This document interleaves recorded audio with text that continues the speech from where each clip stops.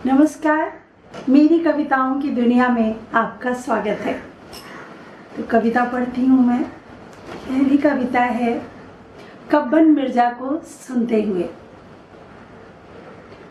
मौत तुम्हारा पीछा कर रही थी, मौत तुम्हारा पीछा कर रही थी, पर बड़ी ही शिद्दत से गाए थे वे दो गीत।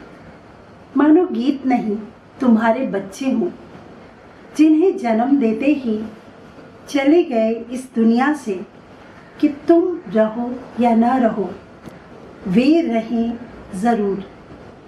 हाँ, वे रहते हैं लोगों के दिलों की गहराइयों में, और जब तक मौजूद वक्त पर गीत का अंतरा गाकर खामोश हो जाते हैं। जाने ये कौन मेरी रूह को छूकर गुजरा, एक कयामत हुई बेदार, खुदा खैर करे। लम्हा लम्हा मेरी आंखों में खिंची जाती है एक चमकती हुई तलवार, खुदा खैर करे। शब्द किसी के भी रहे हों, पर दिल के सितार में कुछ तार रहे होंगे जो सही तराश होने पर ऐसे झंकृत हुए कि हीरा चमक उठा, आवाज़ अमर हो गई। क्या प्रेम उथल पुथल, चिंता, डर और ऐसी वासनाओं को जन्मता है जो सदियों पुरानी केवल उसकी अपनी होती हैं।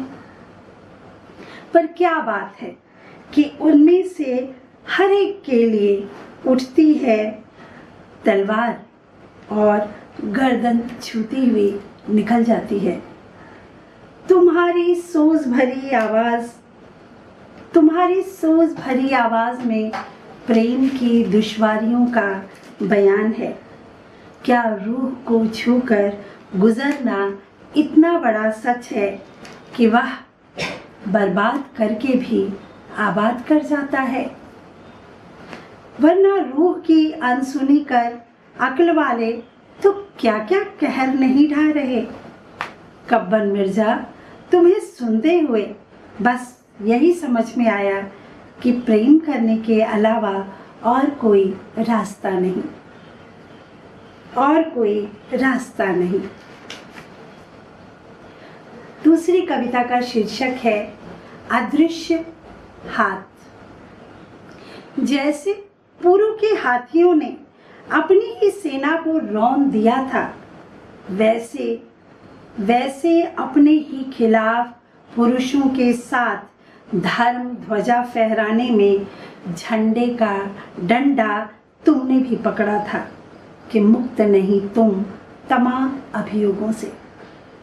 पूरब से पश्चिम और उत्तर से दक्षिण तक नन्ही बच्चियों के माहवारी का छिप छिप कर पता लगाना, उन्हें जान पवित्रता की जाल में फंसाना, भोग्या बनाना, चिंता घबराहट में डालना, उनके अधिकार छीनने वाली तुम थी कि मुक्त नहीं तुम तमाम अभियोगों से। पायल, बिछिया, सिंदूर, महावर के आशीर्वाद से ज़्यादा श्राप के मुहावरे गढ़ती, गालियों के शास्त्र रचती, टूटी हुई चूड़ियों के नीचे से ज़मीन खींचती, उन्हें काशी, वृंदावन, मथुरा में भेजने वाली तुम थी कि मुक्त नहीं तुम तमाम अभियोगों से। स्त्रीत्व का अपमान करने वाली स्त्री सुनो, स्त्रीत्व का अपमान करने वाली स्त्री सुनो। बेटों को बढ़ाना और बेटियों को दबाना, उनके प्रति उपेक्षा, घृणा, षड्यंत्र, उनके निर्वासन को चुपचाप मूक भाव से देखना, हरे उन्हें गर्भ में ही मारने वाला वह दृश्य अदृश्य हाथ तुम्हारा भी है कि मुक्त नहीं तुम तमाम अभियोगों से। अगली कविता पढ़ते हैं दादी शूटर्स। वे उन्हें घूंघट में रखना चाहते थे, वे उन्हें घूंघट में रखना चाहते थे। ये मछली की आंख देखना सीख गए। वे उन्हें बच्चे पैदा करने की मशीन समझते थे। ये सतरंगी सपनों को बाहों में भींचना सीख गई। वे दुपट्टे के रंग से अपनी लुगाई पहचानते थे। ये अंधेरों का उपयोग कर धमाल करना सीख गई। वे उन्हें कैद कर 1000 पहरों में रखना चाहते थे। ये स्थिर हाथ फौलादी नसों से निशानेबाजी सीख गई। वे उन्हें अपमानित करने की में कोई कसर नहीं रखते। वे उन्हें अपमानित करने में कोई कसर नहीं रखते। ये अपने लिए तालियां बटोरना सीख गई। वे उन्हें छोटी छोटी चीज़ों के लिए तरसाते थे। वे उन्हें छोटी छोटी चीज़ों के लिए तरसाते थे। ये सोने के मेडल होठों से चूम हवा में उड़ाने लगे। वे उन्हें मिट्टी और गोबर में सानना चाहते थे। वे उन्हें मिट्टी और गोबर में सानना चाहते थे। ये सफलता की खुशबू से गांव महकाने लगी। वे उनकी उम्र और खुशियां छीनने में लगे रहते थे। वे उनकी उम्र और खुशियां छीनने में लगे रहते थे। ये दादी की उम्र में टशन मारना सीख गई।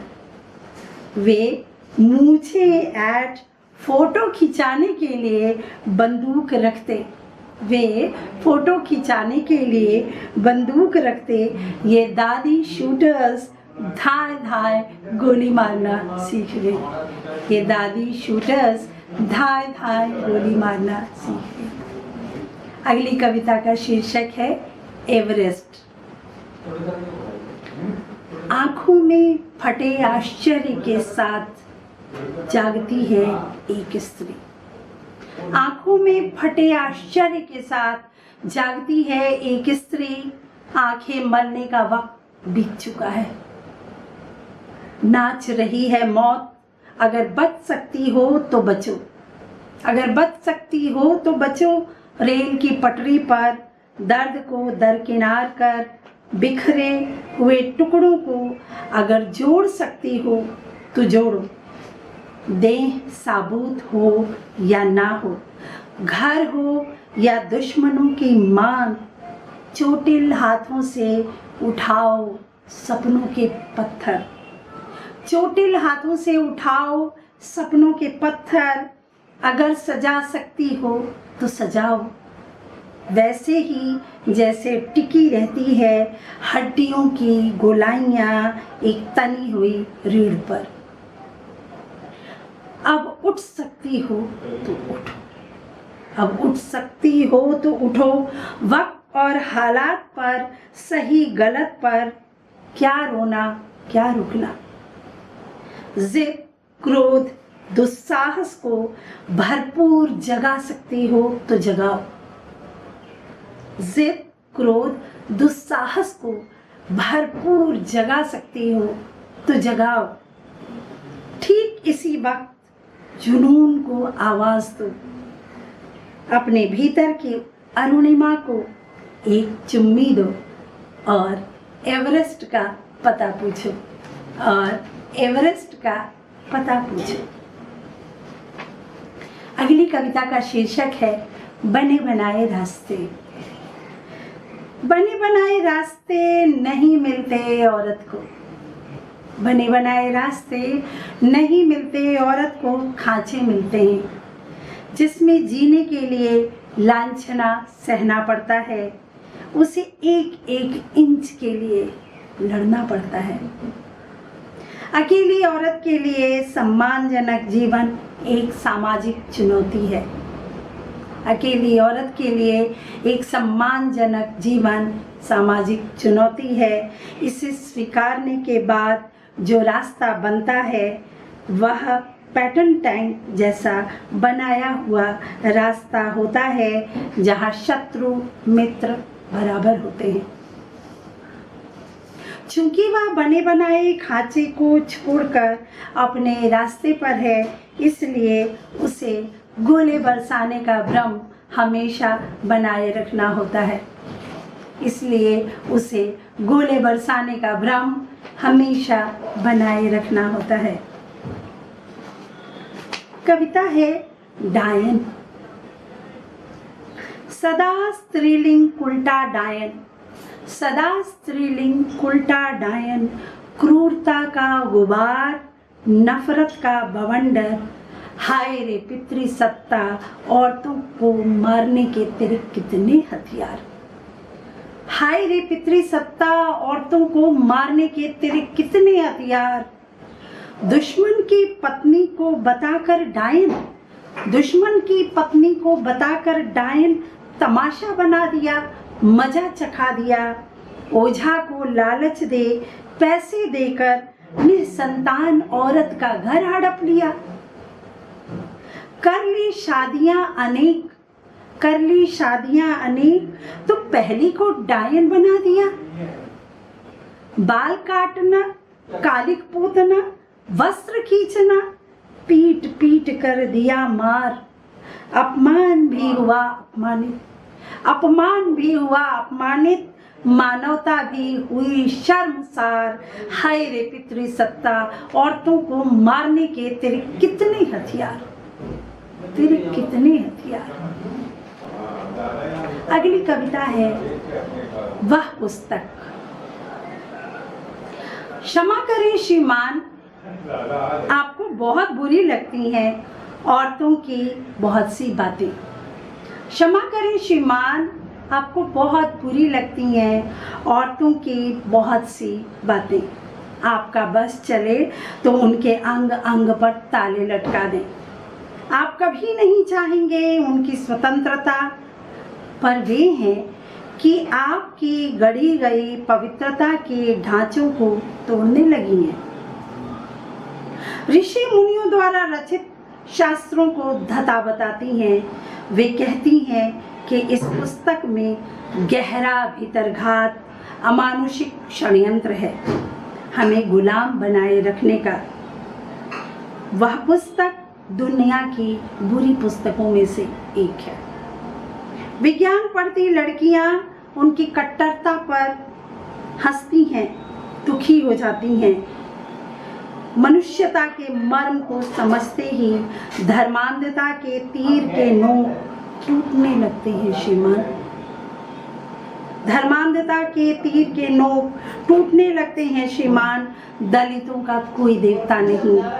एकलव्य आपकी चिंता से बाहर है। शाप के लिए हाथ में लिया हुआ जल वापस कमंडल में डाल दें श्रीमान। अब आपके पास कुछ नहीं बचा है। सभी लोग जान चुके हैं कि स्मृति पुस्तक एक खोखला विधान है जिसमें लोग रहते हैं जीवन भर दास दासी, जिसका मालिक श्रेष्ठ पुरुष भगवान है।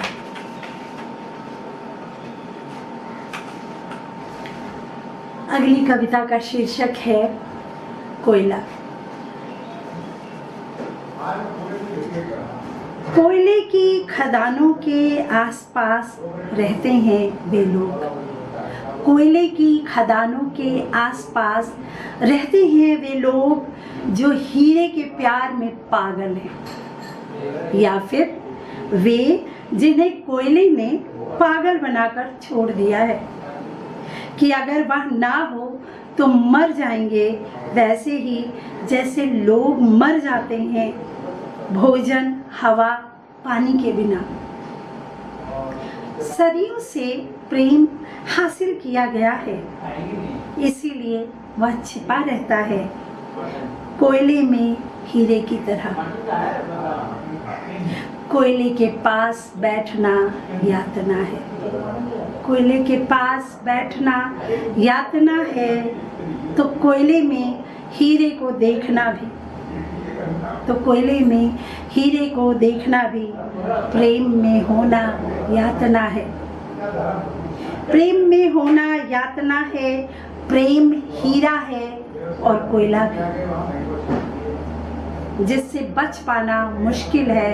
अगर बच भी गए तो जी पाना मुश्किल है। अगली कविता का शीर्षक है पहिया। गोया कोई यात्रा है जिंदगी जो मुकम्मल नहीं होती, गोया कोई चित्र है जिंदगी जो बदरंग मटमैले धूसर में से बड़ी मुश्किल से दिखाई देती है।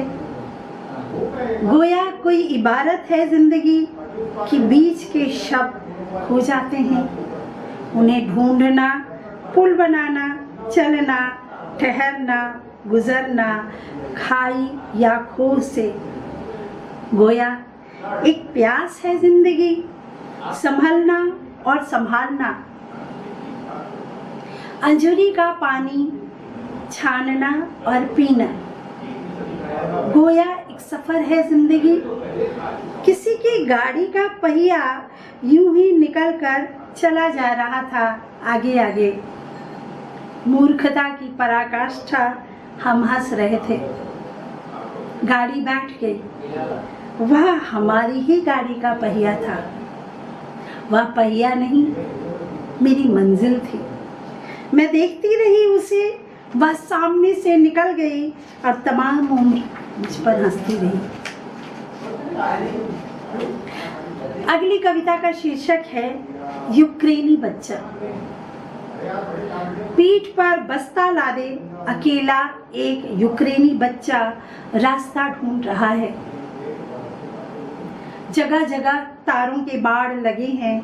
अचानक रूसी सैनिकों के बूटों की आवाजें। वह भागता है और जली हुई इमारत में छिप जाता है। फिर बाहर आकर मलबे पर बैठ जाता है। उससे कोई मिलने नहीं आता। वह कहीं नहीं जा पाता। धरती के राजाओं ने उसके लिए मृत्यु दूतों को आमंत्रण भेजा है। उसके लिए मृत्यु दूतों को आमंत्रण भेजा है। अगली कविता है लाभार्थी। आजादी के 75 सालों में जो धुरी थे विकास के, हम क्या से क्या हो गए। लाखों आत्महत्याओं के बाद भी जिंदा रहे आदतन बिना लाभ के। खेतों में हल चलाते रहे कि संघर्ष ही हमारा जीवन और हम किसान हैं। सस्ते से सस्ता बीज भी हमारे लिए महंगा है। बैंक का लोन फांसी का फंदा है। हमारे दुख भी तो कुछ कम नहीं। हमारे दुख भी तो कुछ कम नहीं। बीज का दुख है, बंजर होती धरती का दुख है, मिट्टी का दुख है, पानी ना मिलने का दुख है, धरती कम होते जाने का दुख है, परती का दुख है, बाढ़ का दुख है, अकाल का दुख है। लेकिन हम कुछ नहीं कहेंगे। लेकिन हम कुछ नहीं कहेंगे, हम चुप ही रहेंगे। हमें आटा, चावल, दाल, तेल और आलू मिला। हमारे खाते में पैसा आया। अब हम किसान रहे कहाँ? साहब, हम तो बंधुआ मतदाता हो गए हैं। एक वोट की ही तो बात है। नमक का हक अदा तो करना ही था। आंखों पर पट्टी, जबान भीतर रखना ही था। चलना था हंसुआ बाल, हंसुआ हथौड़ा लेकर। पर अब हम कहाँ पहुँच गए? कुछ भी क्यों कहें आखिर? अब हम लाभार्थी जो हो गए। अब हम लाभार्थी जो हो गए। मेरी कविता है हरास सोना। देश के भरोसे को थामे रखती, गरीबी से असरदार लड़ाई करती। खेती किसानी जानती है कि हर जीव जंतु और पर्यावरण को अन्न चाहिए। ढेरों अनाज जमीन में चला जाता अगले बरस आने के लिए। मवेशी कीड़े मकोड़े खाते, चिड़िया बटोर ले जाती दाना। इसी अनाज के लिए घूमते घुमंतु बिरहा फाग गाते, बीन सारंगी पर धुन बजाते आते हैं सदाबहार कलाकार। झुंड में पक्षी अपना आहार लेते और चले जाते। लेकिन वे देसी मेहमान जो खेती को लोभ की नजर से देखता है, हरियाली को हरा सोना और अनाज को खनकते सिक्के की तरह हर चीज को पैसों से तौलता है, पैसों में बदलने का हिसाब करता है। झूठी जरूरत और शुष्क गणित से हमला करता हुआ कारपोरेट जगत पश्चिमी नजर से देखता है भारत का किराना बाजार। पश्चिमी नजर से देखता है भारत का किराना बाजार, जो दुनिया का तीसरा बड़ा बाजार है और अब इस पर कब्जे की होड़ लगी है और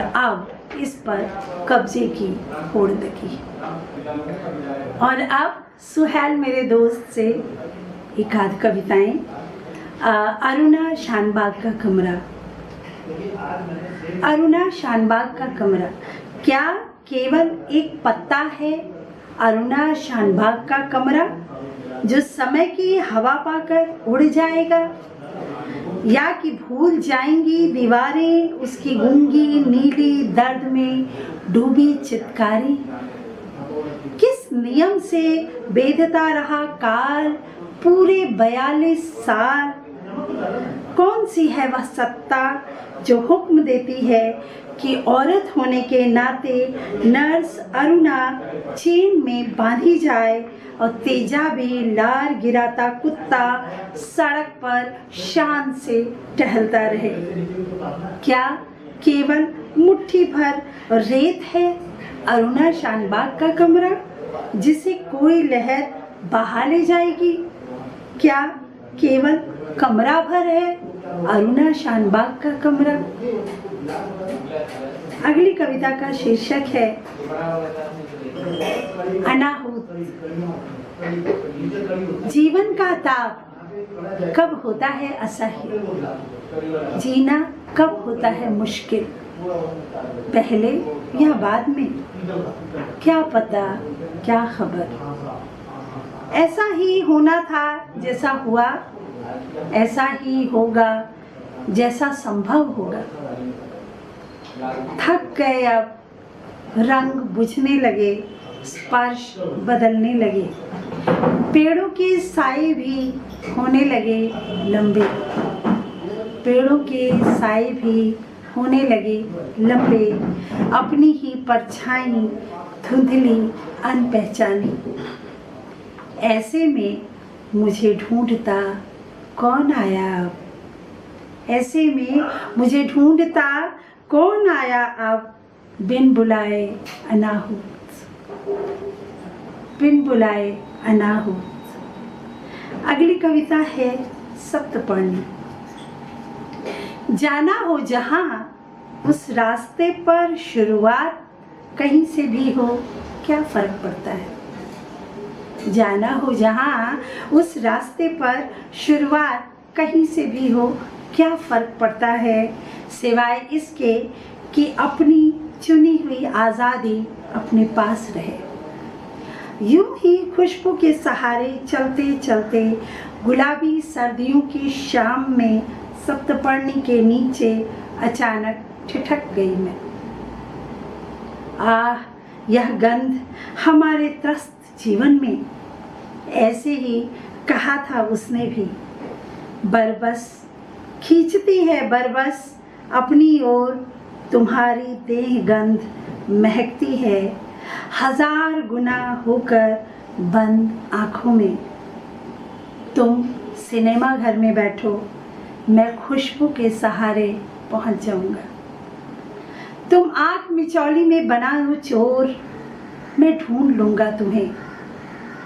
कभी मत जाना छोड़कर, तुम्हारी ओढ़ी हुई चादर ओढ़कर नींद आती है मुझे।